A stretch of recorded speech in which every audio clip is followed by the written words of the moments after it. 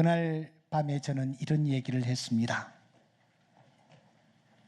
어제 목요일 저에게 소포가 왔습니다. 아주 큰 박스가 소포로 왔습니다. 도대체 이게 뭐지? 하고 보니까 아니 그 박스가 한 개가 아니고 무려 3개나 왔어요. 똑같은 게. 근데 엄청나게 컸습니다. 그래서 이게 도대체 뭐지? 하고 직원에게 한번 열어보라고 했습니다. 열어보니까 세상에 놀라지 마십시오. 그 안에 엄청나게 비싼 꿀단지가 무려 8개나 들어있었어요. 몇 개요? 그러니까 3박스니까 모두 몇 개야? 산수 잘하시네. 모두 꿀단지가 24개나 저에게 전달이 된 거예요. 이런 일은 평소에 없는 일입니다. 그래서 생각했습니다. 누군가가 팔아달라고, 어려우니까 좀 도와달라고 이렇게 무작정 보냈구나. 그런 내용물은 보면은 항상 이런 내용입니다. 내가 어려우니까 좀 도와주십시오. 하지만 반품은 하지 마세요. 이렇게 청구서라든지 도움을 요청하는 편지가 들어있게 마련인데 아무리 사사시 뒤져도 그런 내용도 없는 것입니다. 그래서 더 궁금했습니다. 그래서 한번 이 소포를 보낸 분에게 연락을 한번 취해보라고 했죠. 그런데 돌아온 대답은 목사님 그저 은혜에 감사해서 보냈을 뿐입니다. 찾지 마시고 그냥 목사님들어 그 물품을 서로 나누어서 쓰시라고 하십시오. 그런 대답이 돌아오는 거예요. 그래서 제가 더 궁금해지기 시작했습니다. 왜냐하면 보낸 사람을 제가 아무리 생각해도 알 수가 없는 그런 분이었기 때문입니다. 그래서 다시 전화를 한번 해라 해가지고 나에게 전화를 한번 연결시켜라. 내가 한번 확인해 볼게 했더니 또 돌아온 대답은 목사님하고 통화할 필요도 없습니다. 그냥 목사님 편한 대로 쓰십시오. 그냥 감사해서 보냈을 뿐입니다. 그런 대답이 또 돌아오는 거예요. 그러니까 제가 더 궁금해지기 시작했습니다. 그래서 제가 직접 전화를 연결을 시켰습니다. 한참 만에 이분이 전화를 받더라고요. 제 음성을 확인하는 순간 이분이 울먹거리면서 막 울음 섞인 음성으로 목사님 너무너무 감사합니다. 제가 목사님을 어떻게 잊을 수가 있습니까? 너무 감사합니다. 별것 아닌 거 보냈는데 목사님 뭐 때문에 이게 전화를 하셨습니까? 이렇게 반응을 보이는 거예요. 그래서 저는 더 뻥했습니다. 왜냐하면 상대가 지금 누군지 상대는 나를 잘 아는데 나는 그분이 누군지 도무지 감을 잡을 수가 없었기 때문입니다. 그래서 유도를 했습니다. 도대체 어떻게 된 거예요? 어떻게 된 거예요? 이렇게 이제 저도 아는 체 하면서 얘기를 하니까 이분이 자초지종을 얘기하는 것입니다. 목사님, 저는 지난 2009년 1월 그 추웠던 겨울을 잊을 수가 없습니다. 너무 힘들고 어려워서 저는 노회에 가가지고 목사 증명서를 뗐습니다.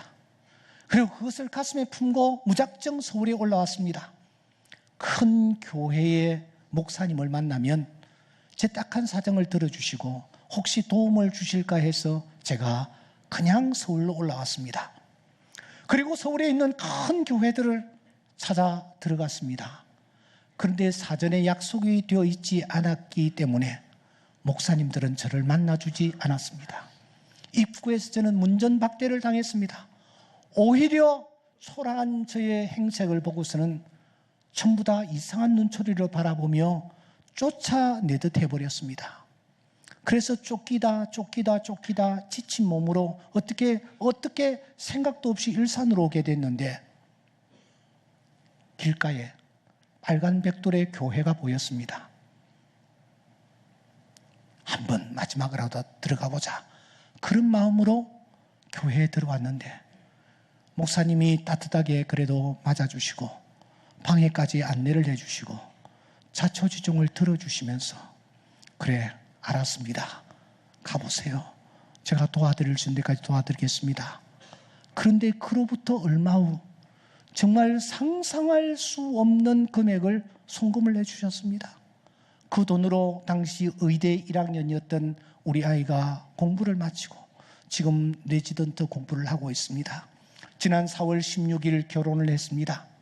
저는 부부를 앉혀놓고 얘기했습니다. 일산에 꼭 가라. 가서 원 목사님을 만나서 큰 절을 하고 감사해라. 목사님의 덕택에 너가 이렇게 의사가 되었다. 이런 얘기를 하는 거예요. 그러니까 제가 그때 2009년 까마득한 지난날의 어렴풋이 떠오르기 시작했습니다. 그때 정말 추웠습니다. 성탄 예배를 갓드리고 난 뒤에 정말 초라한 부부가 제 방문을 두드렸습니다. 이분들이 들어오자마자 무릎을 꿇고 그냥 제게 간절히 애절한 마음으로 사정을 얘기했습니다. 들어보니 그런 유의 사람들이 많이 있지만 참 진실되고 또 거짓이 없다라는 사실을 느낄 수 있게 되었고 제 마음이 동했습니다. 그래서 그때 성탄응금 가운데서 구제금으로 이렇게 지출하는 부분에서 뚝 떼어가지고 그냥 그분에게 송금을 해드렸던 기억이 떠올랐던 것입니다. 그분은 이렇게 얘기했습니다. 목사님, 제 평생에 잊을 수가 없습니다. 제가 두고 갚을 것입니다. 보낸 것은 경북 의성에서 직접 자연산 꿀인데 목사님 적지만은 그것 이렇게 나누어서 드시도록 하십시오. 참 건강에 좋습니다. 이러면서 이분이 수화기를 내려놓는 것입니다. 함께 수화기를 내려놓으면서 저는 씁쓸해한 한 사건이 제 내리를 스치고 지나갔습니다. 그리스도의 복음의 핵심이라는 별명이 있습니다. 세상에서 가장 아름다운 이야기라는 그런 별명이 요한복음 3장 16절입니다. 그래서 요한복음 3장 16절을 가지고 만든 찬양도 참 많습니다. 하나님이 세상을 이처럼. 조금 전에 우리가 불렀던 이 찬양도 역시 요한복음 3장 16절을 가지고 만든 찬양입니다. 이런 찬양들을 흥얼거리면서 이 말씀을 묵상하고 있는데 말입니다. 여러분, 제 마음속에 갑자기 뜨끔하는 것입니다. 아니, 전기 충전기로 전기에 감전된 듯한 그런 느낌을 받으면서 전율을 느끼기 시작했습니다. 그 이유는 제 마음 깊은 곳에서 형언할 수 없는 어떤 깨달음이랄까? 아니면은 하나님의 꾸짖음이랄까? 아니면은 말씀이 한 알 한 알 내 심령을 쳐 부서뜨리는 돌처럼 굴러오는 느낌이랄까? 이런 느낌을 제가 그날 아침에 확인했기 때문입니다. 왜냐고요? 그날 아침 저는 요한복음 3장 16절을 읽으면서 또 노래로 흥얼거리면서 참 못된 인간이다.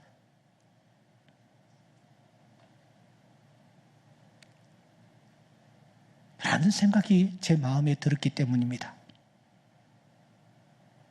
마치 마태복음 18장에 등장하고 있는 1만 달란트 빚진 자와 다를 바 없는 자식이 제 자신이라는 것을 깨달았기 때문입니다. 1만 달란트 빚진 자가 있었습니다. 그 빚은 도무지 갚을 수 없는 빚이었습니다. 그 놀라운 것을 주인은 그때마다 주었습니다. 아마 처음부터 1만 달란트 준 게 아닐 거예요. 필요할 때마다 주고 하다 보니까 1만 달란트가 되어버린 것 같아요. 이제는 도무지 갚을 수 없는 단계까지 이르렀습니다. 고민하고 걱정하고 있던 그때에 주인이 이렇게 얘기했습니다. 갚지 마. 괜찮아. 내가 다 탕감해 줄게. 이건 꿈입니다. 이 꿈이 아니었습니다. 그래서 이 사람이 너무너무 놀라움을 금치 못하고 할렐루야 하면서 그가 집 밖으로 나가는 것입니다. 그런데 공교롭게도 밖에 나가는 순간 한 사람을 만납니다. 자기에게 100데나리온 빚진 사람을 만나는 것입니다. 그러자 그가 어떤 액션을 취합니까? 소리 지릅니다. 심지어 성경을 보니까 그 사람은 그 100데나리온 빚진 자의 목을 비틀었다고 했습니다. 그러면서 하는 얘기가 갚아. 그때 그 사람이 무릎을 꿇고 애걸복걸합니다. 시간을 조금만 달라고, 갚겠다고. 그럼에도 불구하고 이 사람은 이 100데나리온 빚진 자를 관청에 고소를 합니다. 그리고 감옥에 가두어 버립니다. 여러분, 이 사실이 알려졌습니다. 그때에 이 주인이 그 1만 달란트 빚진 자를 어떻게 대합니까? 그래서 그 1만 달란트 빚진 자는 도대체 어떻게 되었습니까?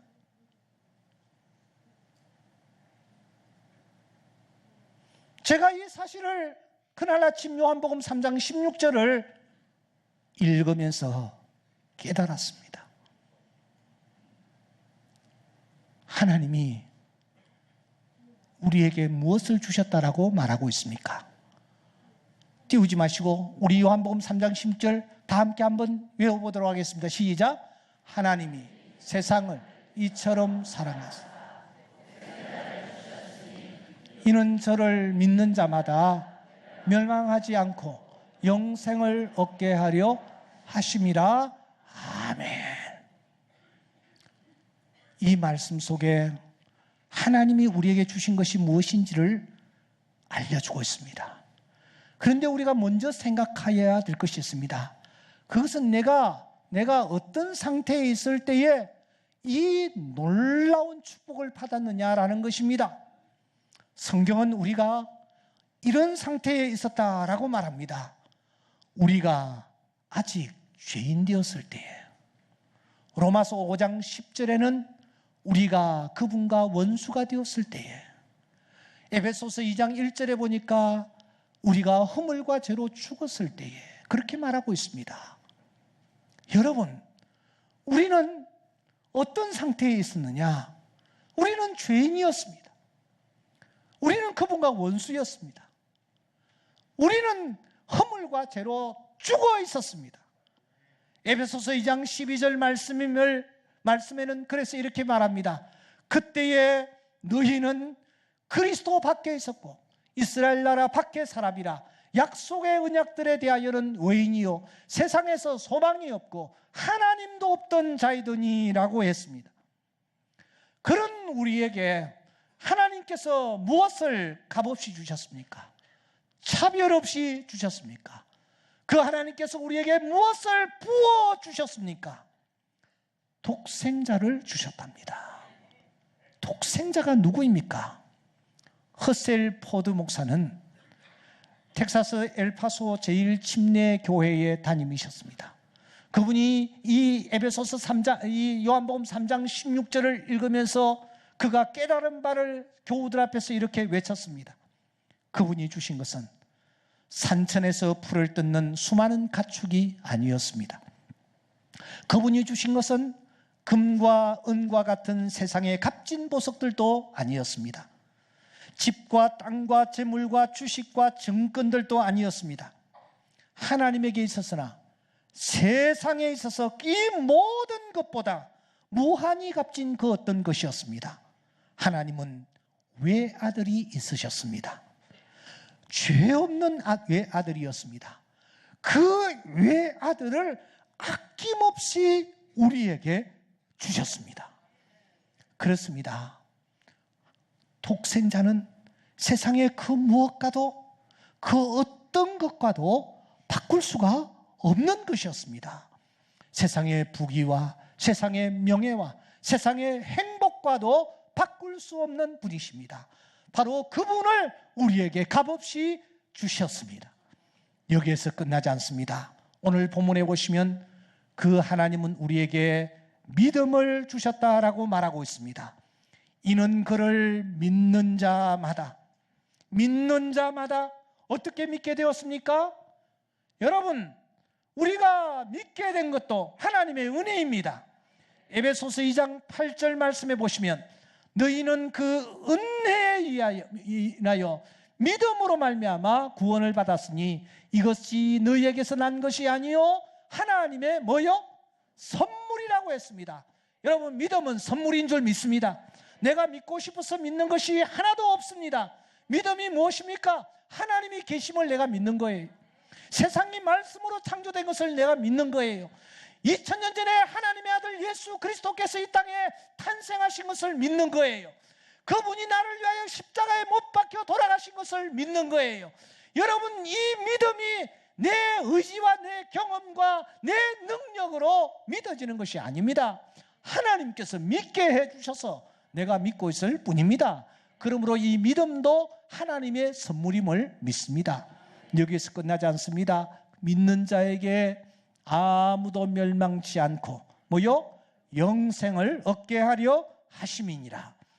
영생 또한 하나님께서 우리에게 주신 선물입니다.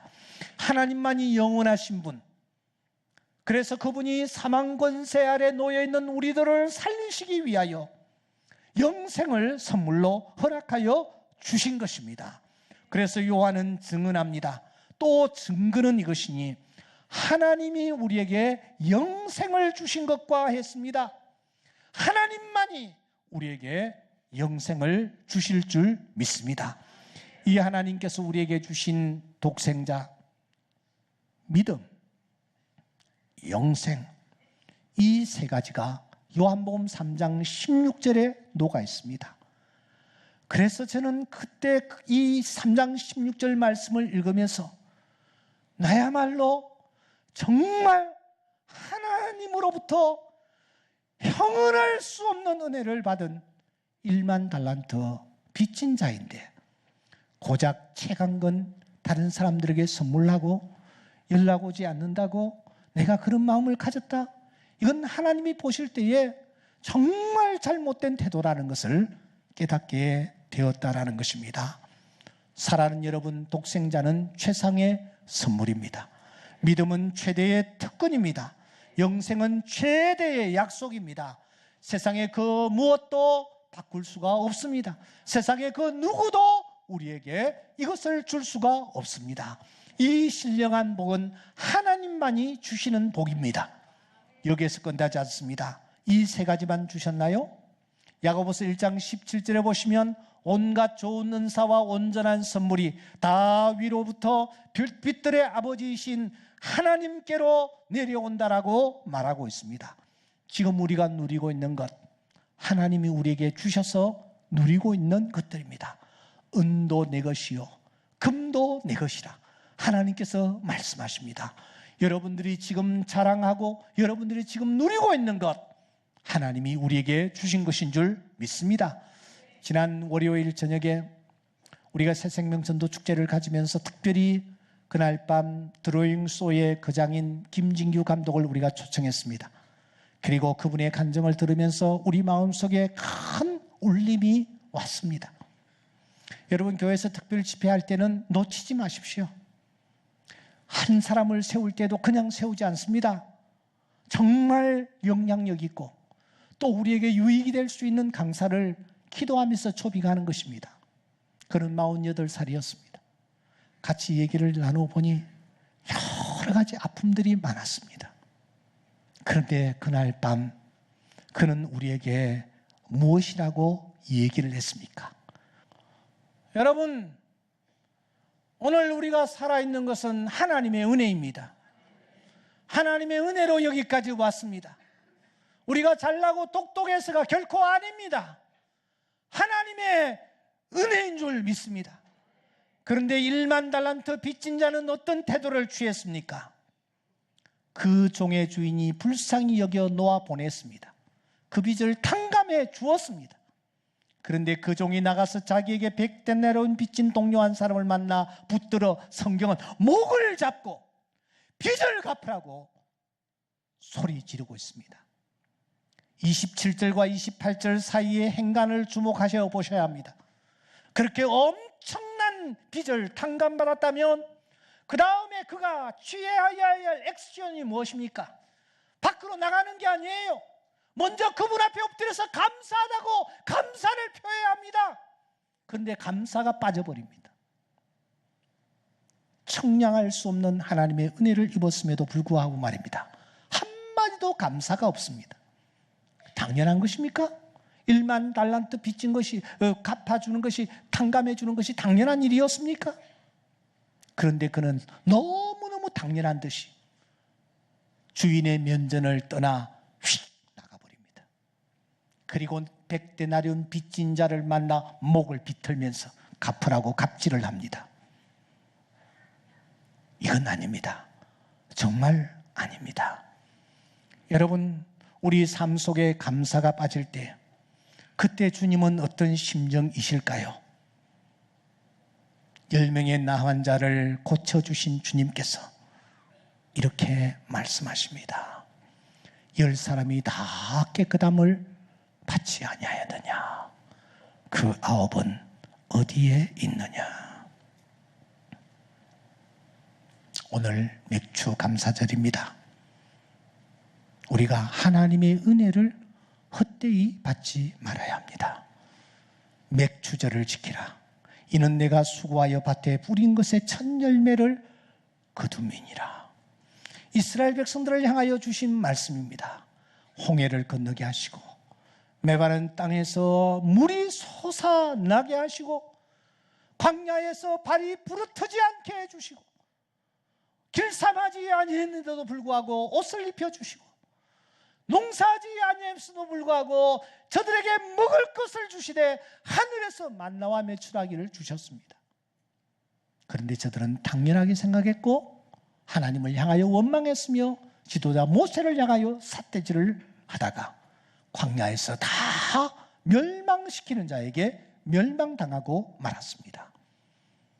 감사 없으면 그러한 최후를 맞이하게 될 것입니다.